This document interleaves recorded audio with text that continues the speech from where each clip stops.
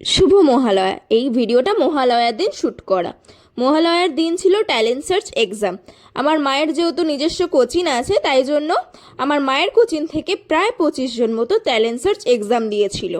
আমাদের এখানকার মুক্তারপুর স্কুলে সিট পড়েছিল, তো যেহেতু বেশিরভাগ জনই বাচ্চা, তাই জন্য আমি গিয়েছিলাম। আর অনেকের যেহেতু গার্জেন যায়নি, ওদের সিট নাম্বার খুঁজে দেওয়ার জন্য বেসিক্যালি আমি গিয়েছিলাম। আর এইটা হলো স্কুল, এটাতে আমি এইচএস এক্সামও দিয়েছি। অনেক বাচ্চাই গিয়েছিল।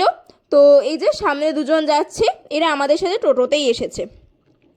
তো এই যে দেখো, ওদের সাথে একটু কথা বলছিলাম, বিকজ ওরা ভীষণ নার্ভাস ছিল। বাইরের স্কুলে যেহেতু পরীক্ষা, সব 7-8-এর বাচ্চা। ক্লাসরুমে এসে গেছি, প্রত্যেককে সিট নাম্বার খুঁজে দিচ্ছিলাম। আর এত হ্যাপাজার্ড হয়েছিল সেদিনকে। আর কি বলো তো, সব থেকে বড় ব্যাপার, সবাই তো বাচ্চা বাচ্চা না, বাইরের স্কুলে এক্সাম মানে ওরা ভীষণ নার্ভাস। আর সেদিন না অতিরিক্ত গরম ছিল। যাই হোক, সবাইকে পরীক্ষা দিচ্ছে সবাই, আর আমি ততক্ষণ বাইরে অপেক্ষা করছি। কয়েকটা গার্জেনও ছিল, তো ওদের সাথে বসে বসে বেশ গল্প করছিলাম। সবাই জিজ্ঞাসা করছে যে কীরকম প্রিপারেশান নিয়েছে না নিয়েছে, তো ওদের সাথেই বসে বেশ গল্প করছিলাম।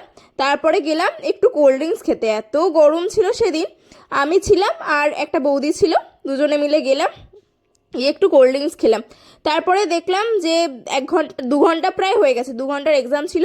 তো ফাইনালি ওরা পরীক্ষা দিয়ে বেরিয়েছে, বলছে তো সবাই বেশ ভালোই দিয়েছে। যাই হোক, তো এবার ওরা সবাই বাড়ি যাবে। আমাদের টোটোটা করেই বাড়ি যাবে। ফার্স্ট লটে স্টুডেন্টগুলো চলে যাচ্ছে, আমি আর মা ততক্ষণও দাঁড়িয়েছিলাম। তারপরে ফাইনালি আমি আর মা বাড়ি যাচ্ছি। এই যে মায়ের সাথে বেশ গল্প করছিলাম, কারণ মা না পরীক্ষার গার্ড দিয়েছে ফার্স্ট টাইম, তো সেই সব এক্সপিরিয়েন্স শুনতে শুনতে বাড়ি